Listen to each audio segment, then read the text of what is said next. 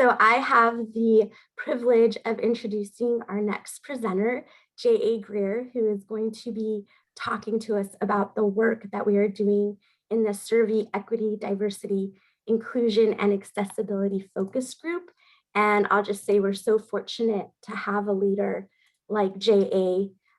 Motivating us through this work. So I will let J.A. explain what we've been up to. Thank you. Thank you very much. Can you hear me okay? Great, thanks. So I'm Jay Grier. In fact, J is spelled J, it's pronounced J. I'm part of the TREX node. I'm doing research in that group. I do outreach in that group, and now I'm specifically chairing this fantastic group, which has been amazing. This group was created about a year ago now, and many thanks to Greg, to Christina, to Ricky, and to the whole team for starting and supporting this group.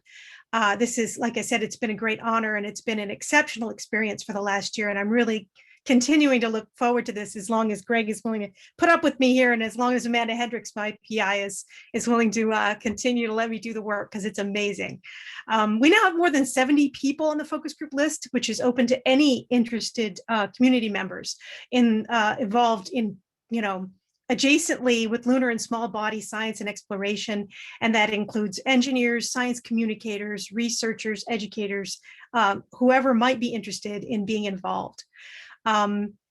This isn't us doing EDI for SSERVI. This is SSERVI doing EDI, and the focus group is a place where that can be a catalyst to make that happen. So we're going from levels where we're doing sort of more local personal things and supporting individuals doing things locally in their groups, but also looking at things from a wider lens, looking at things in the community, looking at things nationally and internationally. So sort of locally, this is a place where people can come to the group, to the meetings as well, but to all the things we do to learn, to get input and feedback on whatever you're doing locally, to get moral support, because this is hard work, as we all know. It's a place to get to do problem solving, because there are people and resources represented by the group in terms of experience, connections, networking, all sorts of things, and that somebody else in the group may be able to help you solve a problem. And in general, developing partners for projects both old and new. From a wider perspective, we're looking at things, like I said, in the general community and bigger, starting with something like this meeting here, the joint meeting between the forum and the European Lunar Symposium. And this is a great place where we can see proper emphasis being put on EDIA work, which has long been ignored. This is something actually we've seen sort of looking at science outreach in the past, which 20 years ago was a real struggle for us to go to a conference and say, hey, we're doing a science outreach, or we're doing science education, and we'd like to have that represented at a conference. And at first, people didn't understand the relationship, the intrinsic organic relationship between that and the other things we're doing.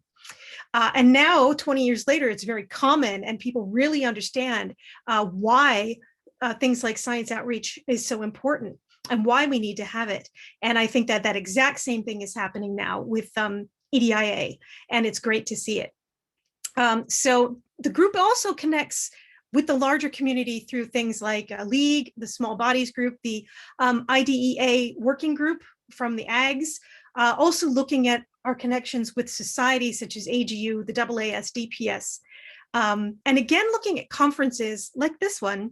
I wanted to give an example. For example, there's a large lunar conference, which shall go unnamed at this point, that takes place in March, at which there was an issue that came up with names and naming in the registration forms that directly and impacted people who had any name changes, such as folks who had been married or perhaps had changed their name because they're trans, or perhaps folks who had non-Anglo-normative names that had diacriticals or other marks in them. And that, it's not as if I'm saying our group is taking any credit for that. That's not the case.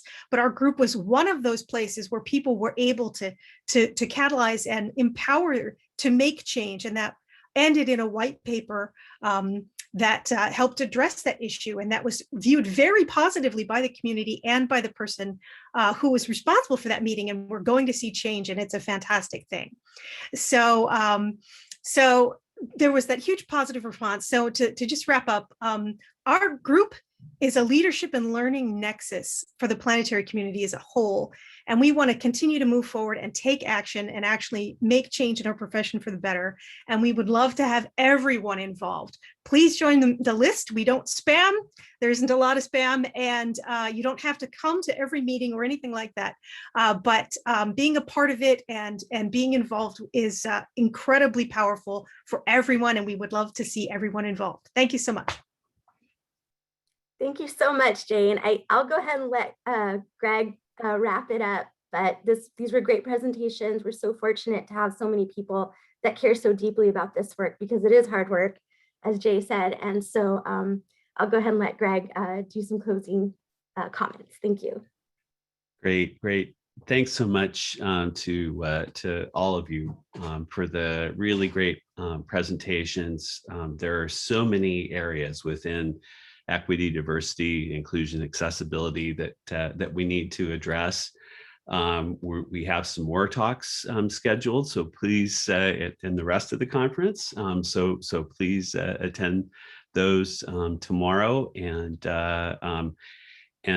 all I can say is that just repeat what I said earlier. How we do this is as important as what we do.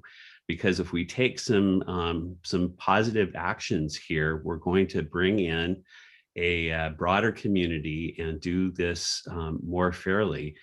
And from the point of view of even the science, we're not going to lose out on all that fantastic talent that we're currently losing out. So thanks again to everyone, and thanks so much to my co-chair, Dr. Novak.